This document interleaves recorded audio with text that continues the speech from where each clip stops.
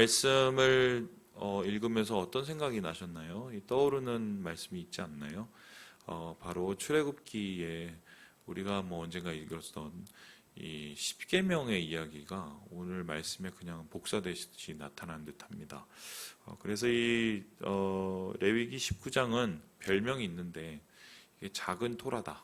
그러니까 작은 하나님의 율법이다. 그런 이 별명이 있을 만큼 하나님이 말씀하시는 그 십계명과 이에 따른 꼭 지켜야 될 필수적인 하나님의 계명을 거의 모아놓은 엑기스라고 할 수 있겠습니다. 그래서 이 유대교의 개혁칙이 있어요. 여기도 개혁과 또 보수 유대교, 진보 유대교 이렇게 나눠지는데 이쪽에서 개혁식에서는 또 이 19장을 굉장히 많이 낭송하고 또 굉장히 많이 또 암송한다고 하는데요. 오늘 말씀에서 보는 것처럼 우리가 다시 한번 이 하나님이 주신 이스라엘 백성에 대한 정체성을 깨달아 알 수 있는 말씀이다. 이렇게 볼 수 있습니다. 그런데 그렇다면 이제 한번 좀 고민을 해보는 거죠. 복습도 할 겸 하나님께서 모세와 이스라엘 백성을 시내산에 부르셨습니다. 이 시내산에 부르신 이유는 모세가 거기서 하나님을 만났기 때문이고요. 그 불타는 떨기나무에서 만난 그 하나님을 이스라엘 백성과 함께 모두 다시 뵐 것이라고 하나님께서 약속하셨기 때문입니다. 그리고 시내산에 이르러서 그들은 거기서 1년 동안 장막을 치면서 하나님 앞에 섰는데 모세가 40일 주야를 하나님 앞에 올라가서 시내산 꼭대기에서 하나님이 주신 율법을 받았죠. 그 십계명을 가지고 내려왔을 때 그 십계명은 두 돌판으로 이어졌습니다. 그런데 그 돌판을 학자들은 이렇게 해석하는데요. 한쪽 돌판에는 하나님과 인간의 관계에 대한 얘기를 나타내고 있었고 다른 한쪽 돌판에는 인간과 인간과의 관계를 하나님께서 얘기하고 있었다. 이렇게 알 수 있죠. 그래서 1계명부터 4계명까지를 하나님과 인간의 관계라고 나타낸다면 5계명부터 10계명까지는 인간과 인간 속에서의 하나님의 관계를 뜻한다. 이렇게 볼 수 있는데 하나님과 인간과의 관계를 어떻게 얘기할 것인가 이에 대해서 여기 이 19장에서도 이렇게 이야기를 하고 있는데요. 우리 함께 4절의 말씀을 같이 한번 읽어보겠습니다. 4절의 말씀입니다. 시작. 너희는 헛된 것들에게로 향하지 말며 너희를 위하여 신상들을 부어 만들지 말라. 나는 너희의 하나님 여호와이니라. 하나님은 한 분이시다. 그 당시에 애굽이나 여러 나라에서는 하나님, 신을 여러 명으로 생각을 했거든요. 그래서 여기에 가면 이 신, 저기에 가면 저 신, 부뚜막에 가면 부뚜막 신. 일본 같은 경우는 일본 국민들보다 더 신이 많다고 얘기를 들었어요. 그런 것처럼 많은 신, 다신이 지배하는 세상이었었는데 하나님은 그것이 아니라고 얘기합니다. 한 분이신 하나님이라고 얘기하시고 그 한 분이신 하나님을 섬길 때 하나님의 방식으로 섬기라고 얘기를 합니다. 그 하나님의 방식은 이상한 것을 만들거나 아니면 하나님의 이름을 욕되게 하는 것이 아니라고 얘기를 하죠. 그래서 그렇게 하나님을 섬기고 높이고 또한 안식일을 철저하게 지켜서 주님을 경외하는 자가 되라고 가르칩니다. 그런데 이 경외라는 것은 하나님을 두려워하는 것이고 그냥 두려워하는 것이 아니라 하나님을 존중하고 또한 하나님을 사랑하는 마음이 경외이지요. 이러한 경외가 하나님 앞에 온전히 드려질 때 하나님은 이를 통해서 축복의 통로로 삼으시겠다고 이야기를 합니다. 그 이유는 이제 5계명부터 10계명까지의 인간과의 관계를 얘기하는데요. 여기서 좀 눈여겨볼 단어가 하나가 있습니다. 우리 함께 3절의 말씀을 같이 한번 읽어보겠습니다. 시작. 너희 각 사람은 부모를 경외하고 나의 안식일을 지키라. 나는 너희의 하나님 여호와이니라. 하나님에 대한 경외를 얘기한 것과 동시에 오늘 3절에 보니까 부모님에 대한 경외를 얘기합니다. 이 부모님에 대한 경외를 어떻게 해석할 건가?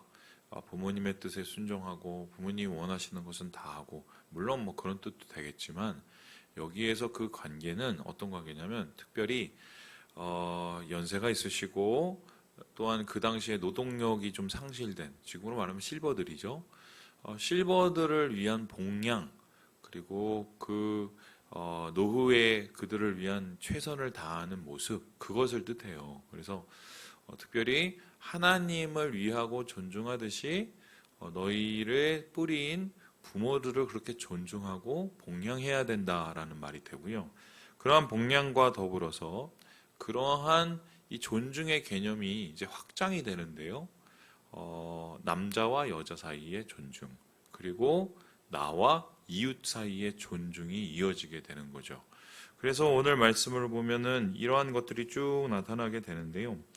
여러분 잘 아시는 것처럼 11절에 봤더니 도둑질 하지 말고 거짓말 하지 말라, 이런 얘기 나오죠. 나와 이웃과의 존중에 대한 이야기죠. 진실된 관계. 그리고 12절에 보니까 거짓 맹세하지 말라라고 합니다.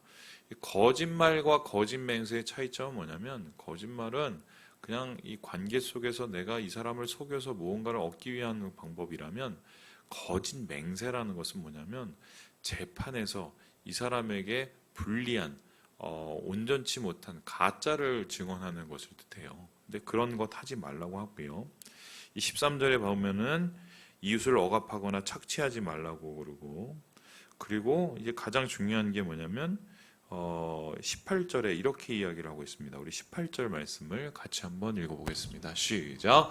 원수를 갚지 말며 동포를 원망하지 말며 내 이웃 사랑하기를 내 자신과 같이 사랑하라. 나는 여호와이니라. 한마디로 내 이웃을 무엇같이요? 내 자신과 같이, 내 몸과 같이 사랑하는 것이다. 이것이 이제 어떤 뜻이냐면 이런 것입니다. 이제 세상을 살다 보면은 누군가를 짓밟아야만 내가 나아지고 더 높아진다는 생각을 계속해서 우리가 주변에서 요구를 받죠. 강요를 받죠. 이제 그게 경쟁이고, 그 경쟁이 그나마 공정하면 다행인데 공정하지 못한 경쟁은 말 그대로 착취가 됩니다. 그런데 그 공정하지 못한 그 경쟁의 끝을 무엇이냐고 한번 생각을 해보면 이런 거죠. 내가 누군가를 짓밟아서 내가 잠시는 올라갈 수 있지만 궁극적으로 내가 밟은 그 사람과의 관계가 깨어지면 언젠가 이 공동체가 와해되게 되는 것입니다. 뭐 이런 건데요. 여러분 마르크스를 우리가 생각할 때 뭐 굉장히 위험한 사람, 또 뭐 이 사람은 좀 너무 허황된 사람 이렇게 생각하지만, 그 마르크스가 그 당시에 사실은 기독교 집안이었어요. 근데 이런 기독교 집안의 사람이 왜 이런 공산주의, 사회주의 사상을 만들게 됐을까 보면 그 당시에 너무 빈익빈 부익부가 너무 심했기 때문이에요. 그래서 영국이나 이쪽에서 소위 말해서 돈 있는 사람은 계속적으로 더 큰 돈을 갖게 되고, 그 더 큰 돈을 갖는 이유를 보면은 나 때문에 누군가의 노동력이 혹사당하고 있었기 때문에 그러한 혹사당하는 노동력으로 자본가들이 계속적으로 자기 배를 불리고 있었던 거죠. 그런데 문제는 어떻게 됐느냐? 이런 사회가 나중에 지속되다 보면은 결국 노동자와 자본가 사이의 사이가 굉장히 크게 벌어지게 되고, 결국 뭔가를 만들고 뭔가를 생산하면 노동자가 그것을 사야 되는데 나중에 그 노동자들이 그걸 살 만한 또 능력이 없게 되면 이게 완전히 어떻게 돼요? 계속적으로 이 선순환이라 악순환이 돼 버리는 거죠. 그러면 사회 자체가 붕괴되고 엉망진창이 될 거라고 생각했던 거예요. 그래서 그러지 말고 평등한 사회, 이러한 악순환의 고리를 끊을 수 있는 그런 사회를 만들어 보자. 이렇게 해서 딴에는 이 유토피아적인 생각을 가지고 만든 사상이 이 마르크스인데, 그 마르크스주의가 이 위험했던 이유는 뭐냐면 그렇게 평등한 사회를 어떻게 만들고자 했느냐? 혁명을 통해서 만들고자 했죠. 한마디로 무력으로, 폭력으로. 그러니까 또 다른 폭력은 다른 또 폭력을 낳는 뭐 이런 결과가 되고, 결론적으로 그렇게 만든 공산주의 국가인 첫 번째 이 사회주의 국가인 소련을 보면은 그 당시 어땠습니까? 완전히 스탈린이라는 말도 안 되는 이 무법자가 왕이 돼서 그 손에 800만 명이 희생을 당해요. 그러니까 그들의 생각에는 인간이 그만큼 악할 거라고 생각을 안 했던 거죠. 중요한 것은 하나님께서는 이러한 우리의 모습을 미리 아시고 우리의 악함을 아셨기 때문에 이것을 인간적인 방법이나 아니면 인간적인 폭력이나 다른 방법으로 해결을 하는 것이 아니라 하나님의 원칙과 하나님의 기준으로 하나님은 자애롭고 은혜롭고 그리고 평화로운 세상을 만들기 원하셨던 거예요. 그래서 그러한 좀 일들이 나타나 있는데요. 구절을 보면 이런 얘기 나옵니다. 곡식을 거둘 때 다 거두지 말고 이삭을 남겨놔라 라고 얘기합니다. 그죠?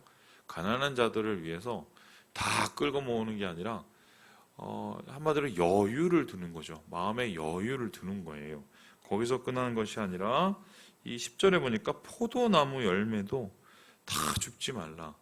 여유를 남겨놓는 겁니다. 여유. 그리고 이러한 것들은 또 다른 데서 나타나는 건데요. 우리 함께 7절의 말씀을 같이 한번 읽어보도록 하겠습니다. 7절입니다. 시작. 셋째 날에 조금이라도 먹으면 가증한 것이 되어 기쁘게 받으심이 되지 못하고. 하나님이 가장 기뻐하시는 제사가 뭐냐면 화목제거든요.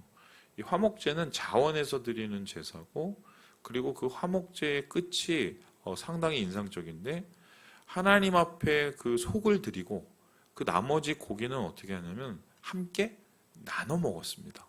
그러니까 하나님 앞에서 평화를 누리고 그 평화가 사람 사이에 이루어지기 때문에 하나님께서 가장 기뻐하시는 제사가 화목제사죠. 그래서 오늘날도 하나님이 가장 기뻐 받으시는 예배가 뭐예요? 화목한 예배, 화평한 예배죠. 우리가 하나님 앞에 경외함과 사랑함으로 드림과 동시에 그 사랑함이 우리 가운데 온전히 나타나는 이러한 예배가 하나님이 받으시는 화평의 예배인데 주님께서는 이 화목제를 얘기하시면서 특별히 뭐라고 얘기하셨냐면 야 그거 너 이틀 만에 다 먹어야 돼 이렇게 얘기를 했어요. 여러분 이틀 만에 다 먹고 3일에 그거 남기지 말라고 얘기하신 하나님의 이유가 뭘까요? 3일 지나면 고기가 썩으니까? 아니죠. 요즘에는 고기가 더 숙성돼서 더 맛있어요. 요즘에 워터 에이징이라고 그러니까 더 맛있는 방법이 있더라고요. 이게 뭐냐면 이틀 만에 이 고기를 먹으려면요. 동네 사람들이 다 와서 먹어야 돼요. 그러니까 그만큼 하나님 안에서의 화평과 이웃 간에서의 화목을 하나님께서 원하셨기 때문에 이 화목제를 원하는 건데요. 그래서 이 화목제를 그 가족과 그 친지와 그 이웃이 함께해서 하나님 앞에 온전히 올려드리는 것처럼 하나님 안에서의 이러한 연합 그리고 상호 간의 존중 그리고 서로가 서로를 위해서 마음의 여유를 남겨놓는 것 이것이 주님이 볼 때는 하나님다운 이 평화로운 세상을 만드는 법이라고 생각을 하셨던 거예요. 그러니까 여러분 좀 고민을 하셔야 돼요. 열심히 사시는 건 좋은데 마음의 여유를 잃을 만큼 열심히 살진 마세요. 예. 주위 사람들에게 뭔가 우리의 자애로움과 또한 우리의 마음의 여유를 볼 수 있을 만큼 좀 넉넉함이 필요합니다. 삶을 살 때는. 그래서 저도 예전에 이제 뭐 솔직히 그 시장 가고 그러면 엄청 많이 깎고 막 이랬거든요. 그 깎는 걸 되게 좋아하고 그랬는데 말씀을 좀 많이 읽고 나서는 그 다음부터는 잘 안 깎습니다. 그냥 해요. 왜냐하면 좀 넉넉할 필요가 있어요. 우리 마음이 좀 넉넉할 필요가 있어요. 주위 있는 사람들을 돌아봐야 되고요. 그런데 이러한 모든 것을 이제 한마디로 표현을 하고 있어요. 하나님을 향한 경외, 이웃을 향한 존중. 그것을 하나님이 이렇게 얘기를 하고 있는데요. 우리 함께 2절의 말씀을 읽고 마무리를 해보도록 하겠습니다. 2절입니다. 시작. 너는 이스라엘 자손의 온 회중에게 말하여 이르라. 너희는 거룩하라. 이는 나 여호와 너희 하나님이 거룩함이니라. 뭐라고요? 거룩이래요. 이게 거룩. 그러니까 하나님을 온전히 경외하는 것, 한 분이신 하나님을 온전히 경외하는 것, 그리고 이웃을 내 몸같이 사랑하는 것, 그리고 우리의 어머니들, 아버지들에 대해서 이 존경하고 복양하는 이 모든 것을 하나님이 봤을 때 뭐라고 하냐면 거룩이래요. 왜 이것을 거룩이라고 할까요? 그 당시 많은 다른 이방 민족과 전혀 다른 문화였기 때문에요. 고려장이라는 거 아시죠? 나이 들면 버려지는 시대였어요. 뿐만 아니죠. 그 당시에는 하나님을 소위 말해서 자기의 이익과 목적 위해서 우상 섬기듯 섬기는 세상이었습니다.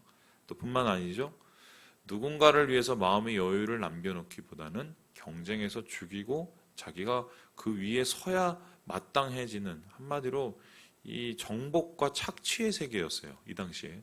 그런데 하나님께서는 그런 세상의 모습, 이방의 모습, 그리고 하나님이 원하지 않는 그 모습을 아예 버려버리고 거룩, 분리되고 구별되고 하나님을 닮은, 하나님이 원하시는 그 모습으로 너희의 나라와 너희의 삶을 만들어 가라. 그것이 내가 너희를 세운 이유다라고 말을 하고 있는 것입니다. 그래서 믿는 사람은 좀 다를 필요가 있어요. 말도 좀 다를 필요가 있어요. 그렇다고 우리가 무슨 뭐 일부러 거룩한 척, 경건한 척 이런 소리가 아니라 한마디 말을 하더라도 남을 살리는 말, 그렇죠? 한마디 행동을 하더라도 남을 배려하는 행동, 그게 주님이 원하는 거죠. 또 우리 믿는 사람은 삶 속에서 어떤 행동을 하나를 할 때도 달라야 돼요. 어떻게 달라야 됩니까? 최소한 한 번은 고민해 봐야 돼요. 이 행동이 나만을 위한 것인지, 이기적인 것은 아닌지, 자기중심 생각에 탐욕적인 것은 아닌지, 하나님이 이라면, 예수님이라면 지금 나를 대신해서 어떻게 하실 것인지 자신을 돌아보고 말씀 앞에 자기를 비춰보는 한 번의 고민은 있어야 돼요. 그런 한 번의 고민을 통해서 말과 행동이 하나님다워질 때 우리의 모습을 통해서 거룩이 나타나고 그 거룩을 통해서 하나님이 영광을 받으실 거다. 이게 사실 하나님이 원하시는 십계명 안에 들어있는 비밀이죠. 예, 말씀을 마치려고 합니다. 우리 교회의 정말 꿈은 좀 많아졌으면 좋겠지만 그거보다도 더 꿈은 좀 예배가 뜨거워졌으면 좋겠어요. 하나님을 향해서 뜨거워졌을 뿐만 아니라 우리가 서로를 향해서 뜨거워지고, 예전에 저는 아직도 기억하고 있는데 한참 예배 잘 드려놓고 끝나고 나서 그 성도들끼리 막 다투는 모습을 제가 예전에 본 적이 있어요. 마음이 얼마나 부끄럽던지요. 예. 저도 이러는데 하나님께서는 어쩌시겠어요. 그래서 내가 나중에 담임을 하거나 혹은 뭐 사역을 하면은 저러지 말아야겠다 이런 생각을 그때 했는데 모르겠어요. 제가 잘하고 있는지. 근데 우리 성도들은 또 좋은 하나님의 교회를 만들어 가실 줄 믿습니다. 주님 안에서 이 거룩을 배워가며 거룩을 이어가며 하나님 앞에 영광 돌리는 주의 교회로 나아가시는 우리 형제 자매들 되시길 주님의 이름으로 축원합니다.